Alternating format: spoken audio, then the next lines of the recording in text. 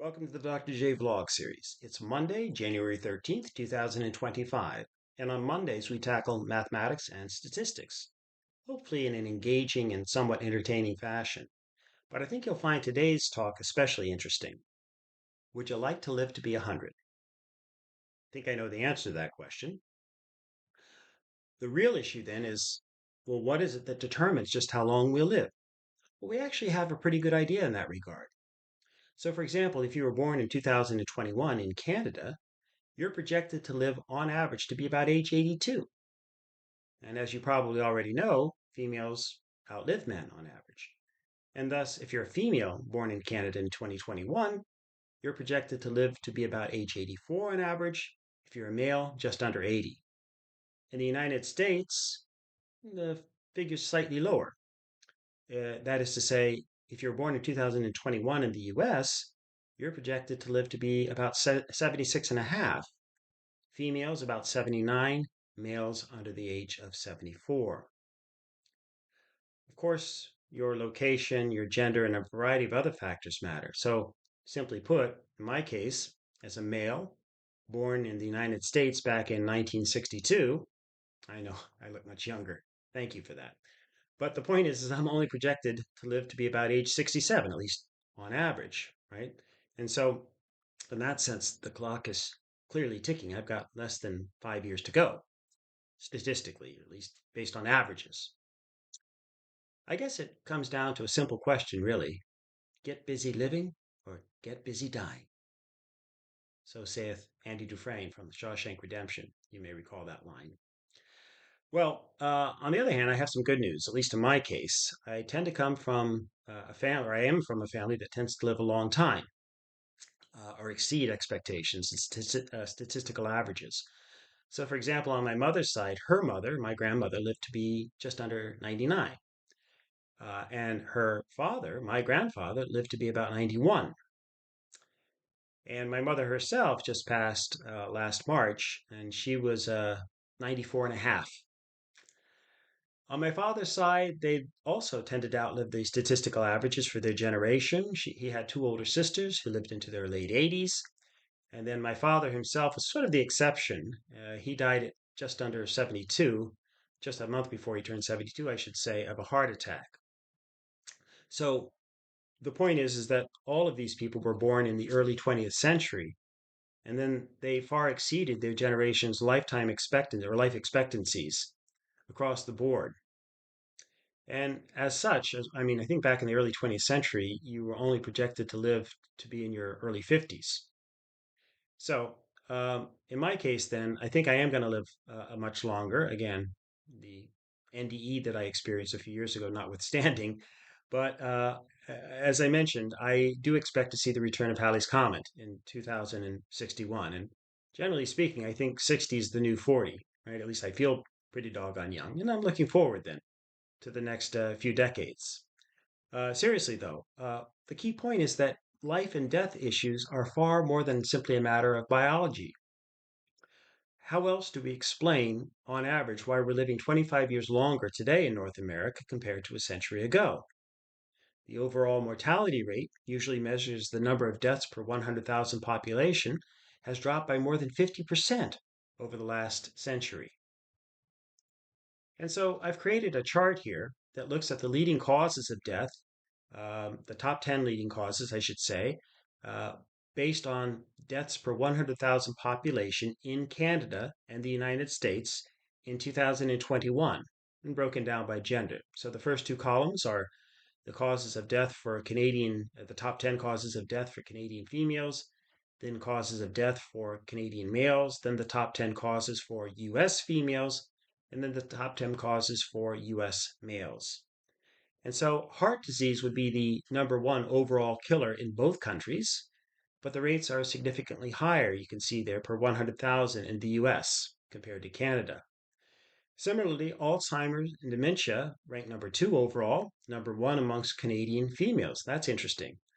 But note too how the rates of death from these conditions are again significantly higher in the US than Canada. COVID 19, as you'll appreciate, was a real killer in 2021. It ended up being the number two leading cause of death in the United States in 2021, with an overall death rate of 124.5 per 100,000 population.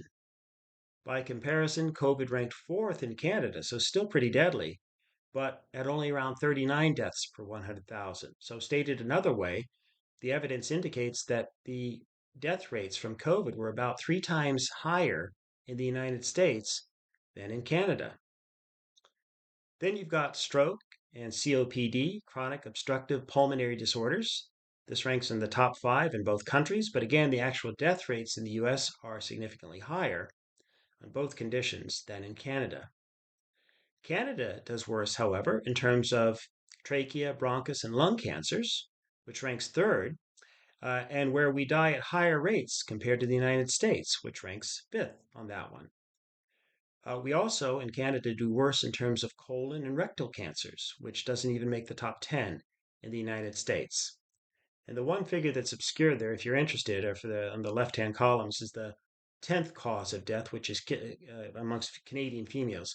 So that one would be kidney disease at 16.7. It's obscured by my photo, unfortunately. Okay, so clearly the risks of dying and those associated with specific causes of death are not randomly distributed. From a statistical standpoint, at the very least, we know that the rates differ significantly by gender and by country, and that the odds of dying from specific diseases or other causes vary dramatically and yet somewhat predictably based on the available information we have about risk factors. So, for example, we've already seen that people live longer by about 5 years in Canada compared to the US. There's no need to cheer for that or have an emotional response necessarily, but you can if you like. I look at the issue more analytically. Most important, I'd like to know why that's the case. And similarly, we know that females globally, almost everywhere, tend to outlive men, but especially in places like Canada and the US. Are you secretly cheering that statistical fact or cursing your fate for having been born male? Hey, Dr. J, not everyone fits into that tidy gender binary you've just described. So, what about those outside of the binary? Well, that's true. You are correct. Our best estimates suggest that about 1 to 1.5% of the population doesn't fall within a conventional gender binary. But unfortunately, their mortality rates are even higher, and they tend to die at younger ages. There are some important social and cultural factors associated with that as well. But looking at the broader picture, where are you more likely to be killed by someone else or to die from a homicide? I mentioned this briefly last week in comparing Canada and the US, and we saw that based on 2023 data, the homicide rate in the US was about 5.7 per 100,000, and that's about three times higher than in Canada, where the homicide rate's about 1.9 per 100,000 population. And indeed, we've got great data that we've been tracking these issues literally for decades. In fact, the Uniform Crime Reports were started back in 1962. So we have really rigorous annual comparisons. The point is that the homicide rate's always been, generally speaking, about 3 to 4 times higher in the US than in Canada. But again, looking beyond homicide, why do people overall live much longer today compared to a century ago? And why are our projections still increasing? In fact, experts expect that the lifespans might approach 90 on average by the end of the current century. Well, certainly modern medicine has helped, right?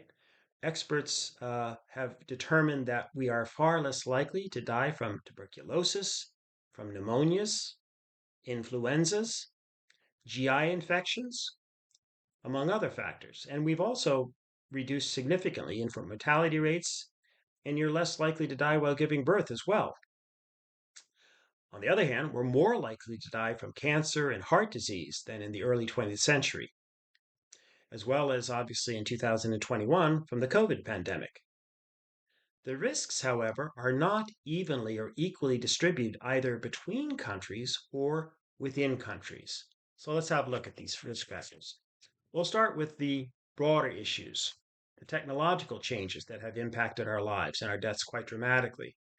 Perhaps most obviously, fewer and fewer people work in high risk occupations like in coal mines, right? Or in textile mills or other dangerous operations that reduced our lifespans. Or consider just simply the impact of motor vehicles, which have become much more widespread. And as they became more widespread, the rates of motor vehicle deaths increased steadily. And yet the rates in the US are now significantly less, or about half of what they were back in the early 1980s. So, what accounts for that change? Seatbelts, in a word. Uh, the laws came into effect in most of the states, and the vast majority of people now wear seatbelts. The research is clear and unequivocal. Seatbelts reduce the risks of death and serious injury. Among drivers and front seat passengers, the research shows clearly that the evidence reveals clearly that seatbelts reduce the likelihood of death by 45% and serious injury by about 50%. Most importantly, seatbelts prevent drivers from being thrown or passengers from being thrown from the vehicle. Because if you are thrown from a vehicle, your odds of dying are about 30 times, uh, I'm sorry, your odds of being ejected from the vehicle are about 30 times higher than if you're wearing a seatbelt. And for that matter, then, more than 3 out of 4 people who are ejected from vehicles end up dying from the crash as a result of their injuries. So seatbelts unequivocally save lives. In 2021, the traffic mortality rates were about 14 per 100,000 in the US and about 4.7 per 100,000 in Canada. I'm actually a little bit surprised at that difference because I don't really see that much difference in driving patterns or habits between the two countries. The US, however, does have higher rates of congestion in crowded urban areas, suburban sprawl, etc. We have that in Canada, but just not as many places, as nearly as many as in Canada.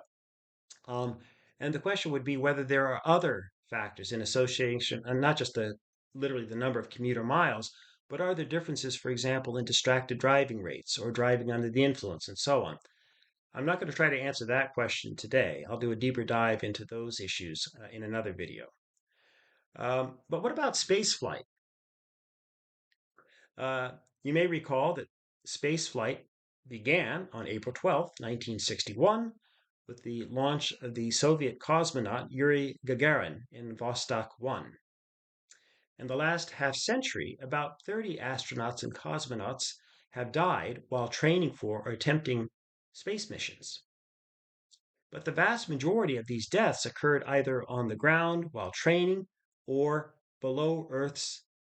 within Earth's atmosphere before entering into formal or what's been accepted as the conventional boundary of space, referred to as the Kármán line. That begins at an altitude of about 62 miles or 100 kilometers. Only 3 people have actually died in space itself. And so the risks are obviously much higher for dying at the front end of the trip during the launch or shortly thereafter.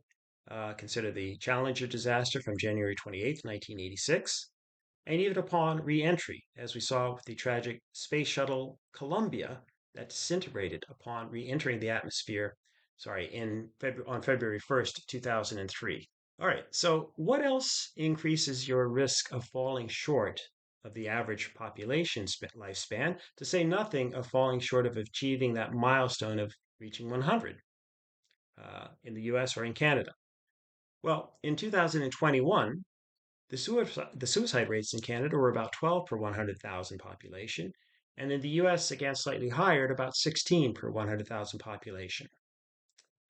Maternal mortality rate stood at just over 11 per 100,000 in Canada and almost 20 per 100,000 in the US.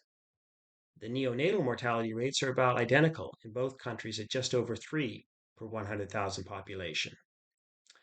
The under 5 mortality rate, however, was just under 5 in Canada and just over 6 in the US.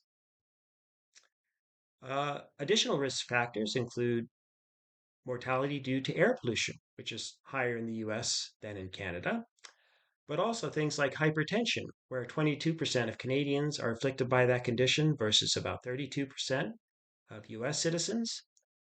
Tobacco use differed as well, 13% in Canada versus 25% in the US. Alcohol consumption, that's an interesting one. That was about the same in both countries, actually slightly higher in Canada at 10% versus 9.5% in the US. But also adult obesity, which afflicted about 26% of Canadians and 42% of US folks. Child and adolescent obesity, afflicting 11% of Canadians and 21% in the US. And even intimate partner violence in the past year, so afflicting 3% in Canada and 6% in the US. Additional factors include physical inactivity, unhealthy diets, uh, low education, the experience of poverty or low income, and then certain ethno-racial backgrounds or groups are affected as well, including African and Native Americans in the U.S. and indigenous peoples in the U.S., all of whom live shorter lives on average. So, how then do we increase our chances for living to 100? If you want to be a centenarian, you'll recall from last week that only about 0.03 of 1% of the population lives to 100, and that's true in both Canada and the United States. That sort of suggests then that there are almost certainly common factors that enhance longevity and well being, some of which we can control. Furthermore, I'd guess that most of you will probably already know what helps, even if you've just followed along with today's video thus far. So, here are the keys then to a long, healthy life from a meta analytic standpoint, looking at multiple studies. Um, Certainly, being female helps. We don't have a lot of control in that regard. Rather than male or trans, your family history matters. Having long living members, especially in your immediate family. I'd recommend that you choose really healthy parents if possible. Obviously, you don't have control in that regard, but especially when you're younger and if they're able to look after you properly. Hopefully, you can stave off dementia as best you can. And yes, there are some proactive steps that you can take in that regard. Drive less and walk more. And be really careful if you're a cyclist, because that's a risky behavior given the way that people drive these days, right? Wear your seatbelts at all times if you are in a vehicle. And don't drive distracted. Don't have the cell phone on. In fact, try not to be carrying on a conversation in general. Focus on the driving. And don't try to fly into space, at least not yet. Also, don't spend a lot of time pissing people off to the point where they'd like to kill you. Spend less time playing with guns, whether in private life or if you're in the military. Have healthy exercise and dietary routines. Work on controlling your weight or at least avoiding obesity if possible. Restrict or ideally eliminate drug and alcohol use. Don't smoke or vape. Monitor your health in a proactive way. Try to reduce daily stressors, especially from family and work issues, for example. Initiate change in that sense where you can. Take up meditation or medication, uh, but legally prescribed and under the, hopefully, the direction of your physician. Become more educated in general. I don't mean necessarily going for further schooling, but just continue to learn and adjust your patterns in healthy directions. Ideally, you have sufficient resources. Money does matter in the sense that if you're able to have some financial stability, if you're able to have some good quality housing, and if you're able to cope with the sort of daily challenges, financial and otherwise, in general, financial stability does help. But equally, or perhaps even more important, you should ideally surround yourself with positive and supportive people. Makes a big difference. They help in terms of coping mechanisms and sharing the stresses, sharing the burdens, etc. And I mentioned ethno-racial backgrounds. Again, we don't have a lot of control over that, but if you were like the Vapors used to sing in the 1980s, if you could turn Japanese, That would really help. They have a particularly long lifespan on average. Again, they have their own problems too that they're dealing with. But nonetheless, from a statistical and a global standpoint, you could do worse than being Japanese and living in their society, at least in terms of longevity. And always have a life mission, have a core purpose, a reason to live, a reason to get up in the morning, right? Something that motivates you, keeps you going, that inspires you, and you'll increase your chances of living considerably longer. Anecdotally, I think of my own mother, right? She stuck around, as I mentioned, almost 95, not only because she reduced or eliminated some of the risk factors in her life, like she quit smoking cold turkey when she's about 50, but because she also had a purpose in her life into her 80s and even into her early 90s. And in my thinking, she really only passed after she really no longer had major obligations per se. And she was then living in an assisted care facility. So that changed her lifestyle entirely. But I can also say that as she experienced kind of early onset dementia, not Alzheimer's, not the most severe kinds, but she became less focused and she no longer really expressed any personal goals. So, not surprisingly, she didn't live that much longer once she sort of reached that stage in her own life. In contrast, my wife's mother, Mama Farzan, my mother in law, is going to be turning 97 this year, inshallah.